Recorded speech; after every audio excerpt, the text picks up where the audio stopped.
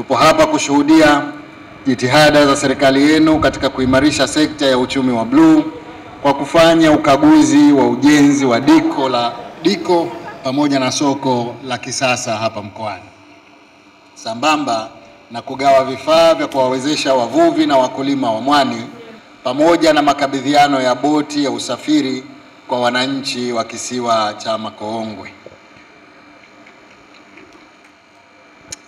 Uvuvi na kilimo cha mwani ni sekta muhimu sana katika utekelezaji wa sera ya uchumi wa bluu hapa Zanzibar.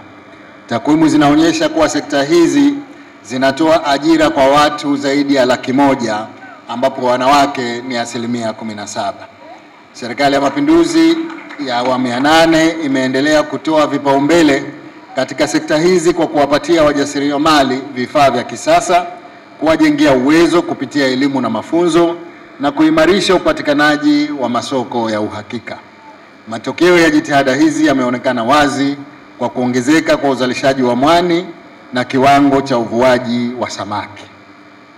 Serikali pia itaendelea na ujenzi wa miundombinu mbalimbali ndani ya sekta uvuvi na mwani ili kuhakikisha wananchi wanafaidika kwa kukuza vipato vyao na kuchangia katika pato la taifa.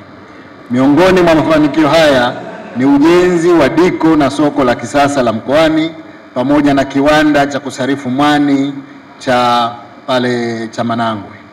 Aidha, hatua ya kuanza ujenzi wa bandari ya kisasa ya uvuvi kule Shumba zimeshakamilika. Katika hatua zinazofuata, serikali imejipanga kujenga masoko, bandari na madiko ya kisasa zaidi, ikiwemo soko na diko la samaki Kiwani na kiwanda cha kusarifu mwani Chokocho ili kuongeza tija na thamani ya mazao ya bahari. Ndugu wananchi, leo pia tunashuhudia makabidhiano ya boti mpya kwa wananchi wa kisiwa cha Makoongwe, hatua itakayoboresha huduma za usafiri na usafirishaji katika kisiwa hicho.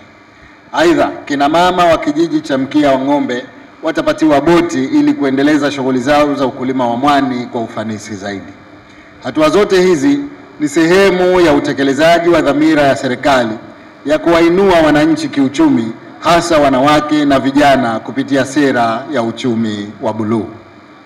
Napenda kutumia fursa hii kuwapongeza viongozi na watendaji wa Wizara ya Uchumi wa Bluu na Uvuvi kwa kazi kubwa wanayoifanya katika kusimamia utekelezaji wa dhamira ya serikali ya kuhakikisha wananchi wa Zanzibar wanazidi kunufaika na rasilimali mbalimbali zinazotokana na bahari iliyoizunguka nchi yetu. Napenda nikuhakikishieni kwamba serikali itaendelea kusimamia miradi yote tuliyoipanga ili kuhakikisha uchumi wa bluu unaimarika, thamani ya mazao ya baharini inaongezeka na wananchi wanapata ajira nyingi zaidi pamoja na kipato cha uhakika. Tembelea YouTube channel yetu VOP Online TV kwa habari moto moto. Subscribe kisha bonyeza alama ya kengele ili kuwa wa kwanza kupata taarifa zetu. Usisahau kulike, kucomment na kushare. VOP Online TV. VOP Online TV.